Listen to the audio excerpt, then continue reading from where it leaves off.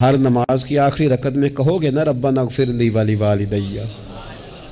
کہو گے نا ہر نماز میں،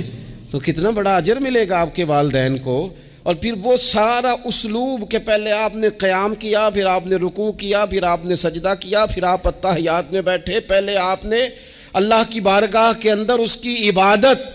کرنے کا دھم بھرا، پھر اس کی وحدانیت کی شہادت دی، پھر اس کے محبوب پر درود پڑھا، اتنے سارے کام کر کے اب آپ نے آخر میں کہا ربنا اغفر لی والی والدیّ، یا اللہ مجھے بخش دے اور میرے والدین کو بخش دے۔ تو بتائیے اللہ کتنا کرم فرمائے گا۔